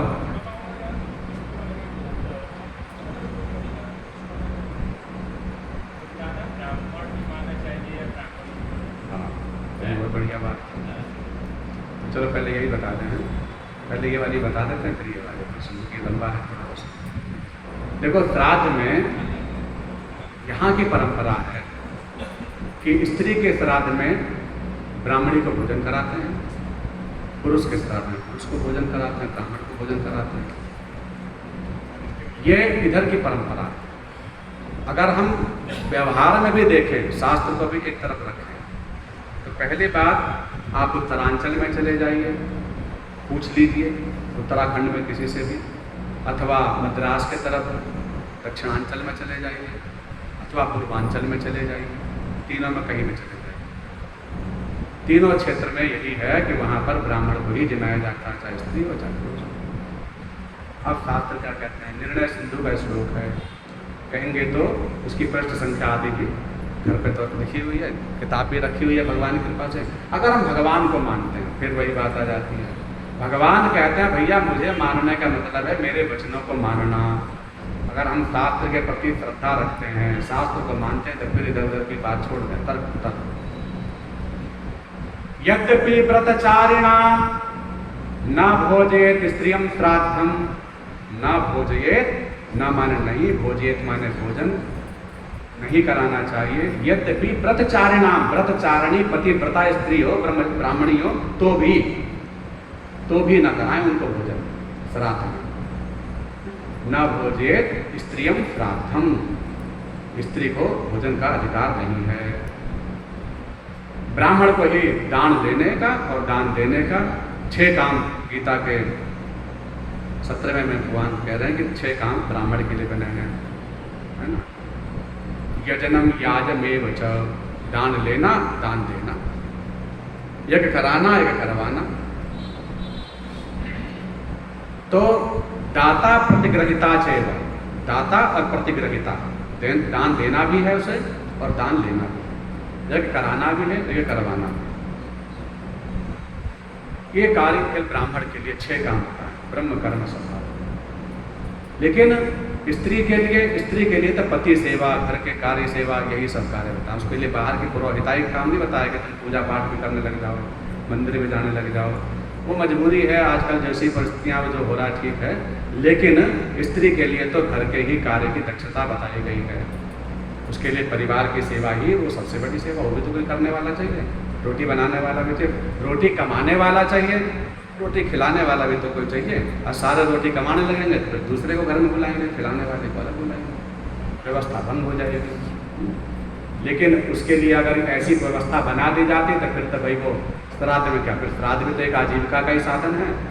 ब्राह्मण को आजीविका के लिए ही तो पूजा पाठ, धर्म कर्म के अनुष्ठान, ये जो भी हम दान दक्षिणा देते हैं, ये उसकी एक जीविका है। हर व्यक्ति के लिए जीविका के साधन भगवान ने बनाए हैं। कोई व्यापार का, कोई व्यवहार का, कोई अपनी दुकान का, तो भाई उनके लिए यही जीविका बनाए। भोजन तो सबको करना है, और अपनी अपनी विद्या के अनुसार भगवान ने कहा भोजन भी करो, और भोजन करोगे तो तुम दूसरों को आशीर्वाद दोगे, तुम्हारा कल्याण होगा, और ब्राह्मणों का तुम आशीर्वाद लोगे तो तुम्हारा भी कल्याण होगा। तुम ब्राह्मणों को उन्नत करो और ब्राह्मण तुम्हें उन्नत करेंगे। और ब्राह्मण को क्या नाम दिया है शास्त्रों में? भूसुर। क्या नाम है? भूसुर, रामचरितमानस के अनुसार भी। और दूसरा नाम क्या है? महीसुर। बंदौ प्रथम महीसुर चरना। मैं उन महीसुर माने, मही कहते हैं भूमि को, असुर माने देवता, भूसुर माने भूमि के देवता। तो जो यहाँ पर ये श्लोक है ना, देवान भावयतानेन ते देवा भावयन्तु वः। तुम ब्राह्मण, संत, गुरु, वैष्णव इन सबको भगवान के स्वरूप बताए गए, देवताएं बताए गए, भूमि के यही देवता हैं। बोले तुम इनको उन्नत करो, वे तुम्हें उन्नत करेंगे। एक बार ऐसे बृहस्पति ने शुक्राचार्य जी के लिए सोच लिया था, और दोनों में युद्ध भी हो गया था कि भाई बृहस्पति की जो एक शर्मिष्ठा थी, एक देवयानी थी, है ना, एक ब्राह्मण पुत्री थी, एक राजपुत्री थी। दोनों पहले सहेली थी, लेकिन कुछ बात ऐसी हुई, बिगड़ी, सब में बिगड़ जाती है, कि बोले अरे तुम तो हमारे यहाँ पलते हो, ब्राह्मण के हो तो क्या हमारे यहाँ भोजन पानी सब हम देते हैं, तभी खा पी रहे हो, तुम ऐसे तुम वैसे। वो भी कहने लगे हमारे आशीर्वाद से तुम्हारी उन्नति होती है, हमारे ही कल्याण होता है, हम अगर तुम्हें आशीर्वाद या कि हवन पूजा पाठ सब बंद कर दें तो तुम्हारा सब राजपाट वैभव खत्म। वो भी बोलने लगे, दोनों में ऐसे ही द्वंद छिड़ गए। फिर बात पिताजियों पर गई, पिताजी में भी आपस में थोड़ा वैमनस्य हो गया, उन्होंने उनको तिरस्कृत कर दिया, गुरु पद से हटा दिया, जैसे कि इंद्र ने हटा दिया, ऐसे ही बृहस्पति ने शुक्राचार्य जैसे को भी हटा दिया। परिणाम क्या हुआ? बोले वही देवता भी यज्ञ के द्वारा ही भोजन करते हैं, और जब उनको यज्ञ भाग नहीं मिला तो उनकी पराजय हो गई, क्योंकि शक्ति जो है वो तप में ही है, और तप जिसके पास भी है, कभी असुरों के पास बढ़ जाता है तो असुरों की विजय हो जाती है, कभी देवताओं के पास बढ़ता था देवताओं की विजय हो जाती है। लेकिन शक्ति जो है वो क्रिया में नहीं है, धन में नहीं है, रुपए पैसे में नहीं है, शक्ति उसके अंदर बैठी हुई आध्यात्मिका शक्ति है। वो जब तक हमारे पास है, हमारे घर में कोई एक ही होगा संत, जिसके कृपा से पूरा घर चल जाता है। कोई एक ही कारण होगा जिससे हमारा पूरा सब कुछ ठीक है, और उसके जाते ही हमारा सब कुछ अमूल्य हो जाता है। और शक्ति का नाम है दैविक शक्ति, भौतिक शक्ति से संपन्नता नहीं होती। तो कुल मिलाकर के स्त्रियों को भोजन कराना निषेध है, ब्राह्मण को ही भोजन कराना चाहिए। और ब्राह्मण में भी ऐसे तो 40-50 नियम लिखे हैं मनुस्मृति में, ऐसे ब्राह्मण हो, ऐसे ब्राह्मण हो, ऐसे ब्राह्मण हो, लेकिन अब तो कैसे भी मिल जाए। अब तो यह है कि वे ब्राह्मण हो, अपने श्रद्धा अच्छी रखो, जो जैसी श्रद्धा उन पर छोड़ दो, हम दूसरे का दोष न देखें, यही हमारा कर्तव्य है। जैसा आपको मिले अपनी श्रद्धा बरकरार रखें, तो हमें तो अच्छा फल मिल जाएगा, नहीं तो हम भी दोषारोपण करके अपनी श्रद्धा और बेकार लेंगे, बदल पाएंगे नहीं। तो अपनी श्रद्धा में विकृति क्यों लाएं? अरिष्टि पे ब्राह्मणी नहीं खिलवाते हैं, भाई खिलाना ही है तो विश्व भी खिलाना चाहिए बाबा, क्योंकि सब स्त्री है तो ब्राह्मणियों को भोजन कराएं, पर ऐसा नहीं करवाते हैं। हाँ, तो ऐसी परंपरा बनी हुई है ना, एक बार शुरुआत हो जाती है परंपरा बन जाती है। लेकिन मैंने कहा ना, हमने भगवान की कृपा से तीनों जगह के कर्म करवा रखे हैं, तो इसलिए हमें पता है कि कहीं भी ऐसा नहीं है। बस ये कानपुर से बाद में इधर की तरफ ये सब परंपरा हरियाणा तक, लेकिन बहुत जगह तक नहीं है। और बात ये चलो परंपरा के छोड़ दो, क्योंकि हमें परंपराओं को भी नहीं मानना, हम तो नहीं मानते, हमें तो ये मानना है शास्त्र। यह शास्त्र विधि मुद्दस्य, हमारे शास्त्र क्या कहते हैं? निर्णय सिंधु में श्लोक लिखा हुआ है प्रमाण के रूप में, जिसको चाहिए देखें। तो न भोजे इसलिए हम शास्त्र ब्राह्मण को ही भोजन कराने का अधिकार है, क्योंकि यज्ञ बहुत भारी शिखा सूत्र वाला, तो शिखा सूत्र जिसके पास है वही इस ब्राह्मण को भोजन कराने का अधिकार है श्राद्ध में। बोलो कृष्ण भगवान की। देवान भाव्यता नहीं। मूल बात यही है कि अगर हम लोग केवल एक तरफा सोचते हैं कि बस हम हवा लेंगे, ये ऑक्सीजन चल रही है, इसके बदले में हमें कुछ नहीं करना, तो ये हमारी भूल है। जो हमें प्रत्यक्ष रूप में दिखाई दे रहा है, अगर वायु को रोकना है तो वृक्षारोपण करना ही पड़ेगा, और वो हमारे शास्त्रों ने धर्म के आधार पर बता दिया कि पेड़ पौधे लगाओ। नदियों का अगर प्रदूषण जो हो रहा है, तो हमें समझ लीजिए जल का श्राप लग ही रहा। कैसे कैसे प्रदूषण हो रहा है? बोले वैसे तो चलो फैक्ट्री आदियों के द्वारा जो हो रहा है, लेकिन पूजा पाठ में धर्म के नाम पर भी हो रहा है। धर्म के नाम पर एक तो होता है कि चलो हम अधर्म कर रहे हैं, हमें पता है भी गलत है, गंदा पानी नहीं डालना चाहिए, लेकिन यहाँ धर्म के नाम पर कैसे होता है? बोले हमने हवन करवाया पंडित जी से, पंडित जी हवन करा के चले गए, ज़्यादा देर खैर नहीं, दक्षिणा मिल के चले गए।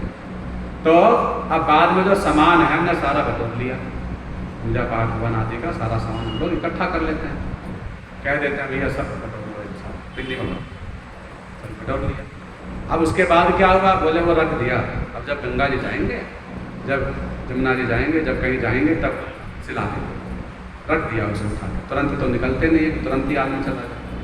अब गर्मी हो गई तो उसमें कीड़े ही पड़ गए, फूल के कारण कीड़े तक पड़ गए, उसमें मोदी पड़ गई, खराब हो गया।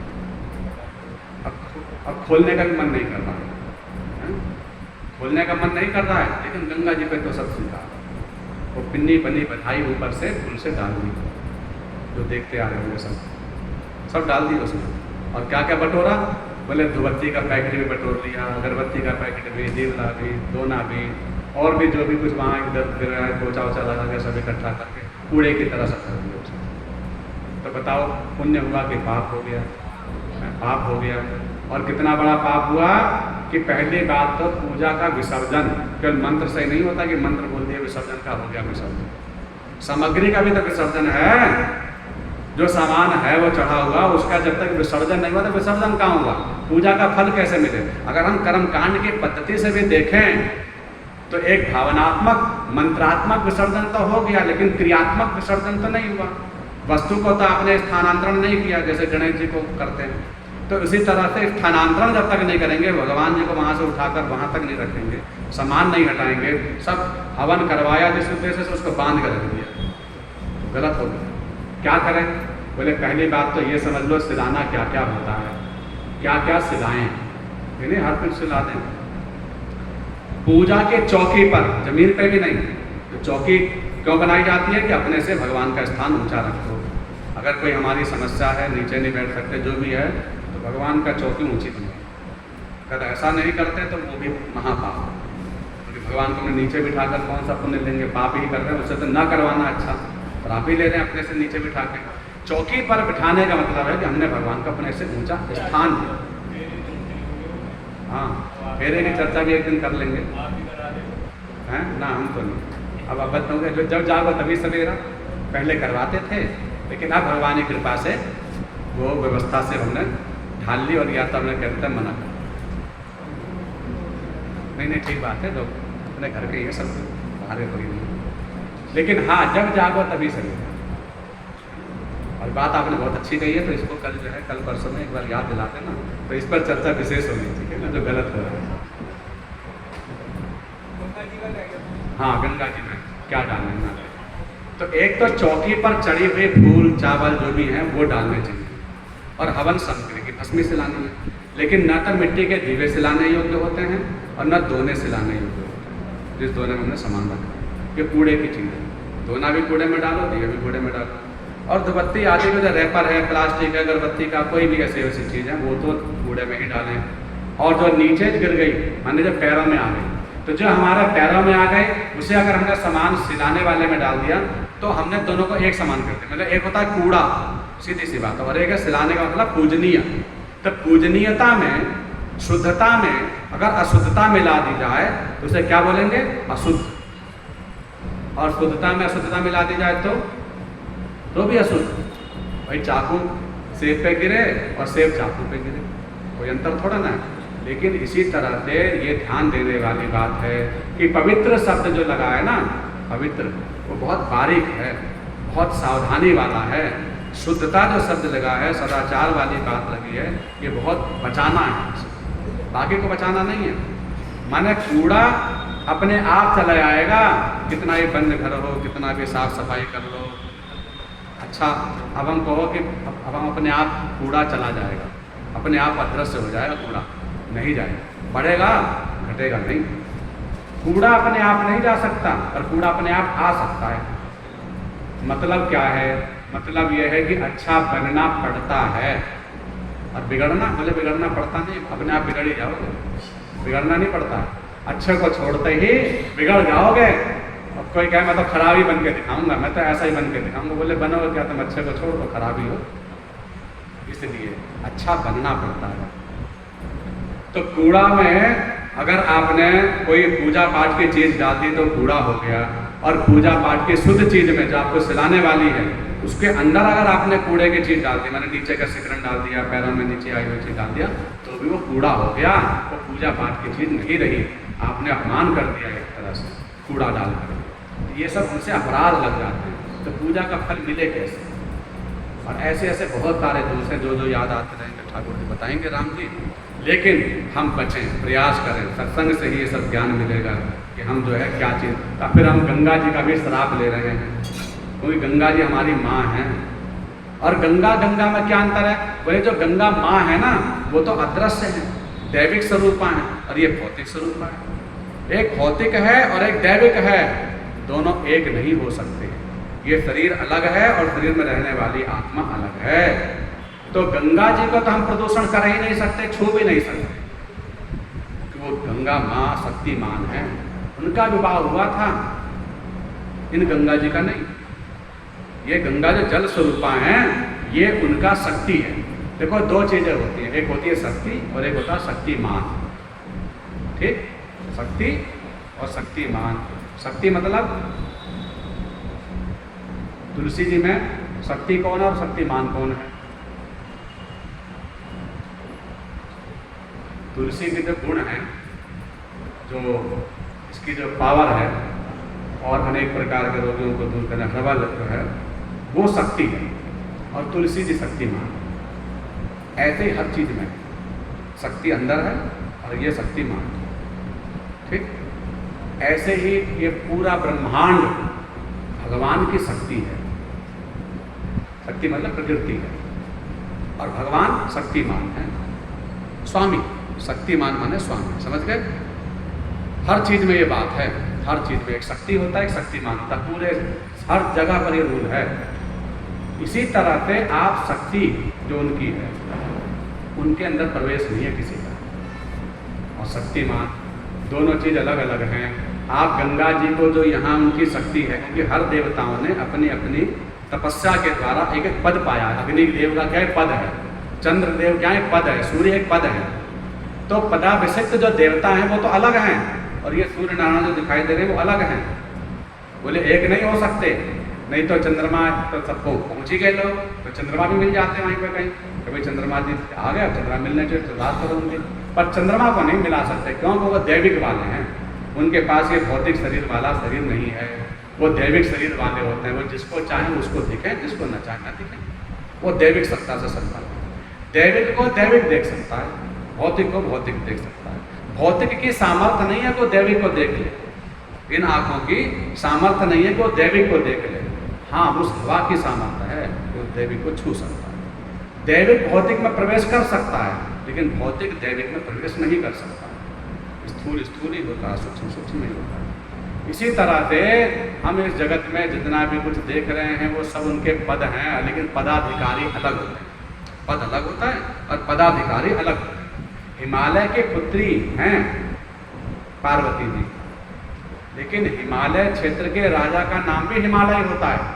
अब कोई योगी आदित्यनाथ जी बोले, चाहे उत्तर प्रदेश मुख्यमंत्री बोले, एक ही बात है, अंतर नहीं है। उसी तरह से क्षेत्र के नाम के अनुरूप भी नाम हो जाते हैं। किसी को शहरों में होता है ना, सोलहवीं वाले, ये वाले, और यहाँ पर आड़ वाले, और ये आलू वाले, ऐसे ऐसे है ना। लेकिन ये सब नाम जो है ये उसकी शक्ति है। शक्तिमान तो अलग ही है उनसे, कहते ही नहीं, दोनों चीज़ अलग अलग है। व्यापार खत्म हो सकता है लेकिन वो व्यक्ति नहीं, उसका नाम नहीं बदला। तो इसी तरह से भगवान कह रहे हैं, इस गंगा जी के साथ तुम जो भी व्यवहार करोगे ना, उसका अपमान है, गंगा जी का ही अपमान। लेकिन वस्तुतः एक तस्वीर अलग होती है और तस्वीर वाला अलग होता है। ये तो उनकी तस्वीर है। अब अपमान सम्मान जो भी करने कराने के लिए भगवान ने जगत में ऐसी बहुत सारी चीज़ें दे रखी हैं, अब तुम्हारे हाथ में है। अब जो भी करोगे वो लगेगा उनको ही, लेकिन वस्तु उन्हें छूने की शक्ति तुम्हारे पास नहीं है। इसलिए ये और भी ज़्यादा विस्तृत भाव है, पर शक्ति और शक्तिमान, इसको मैं समझूँ।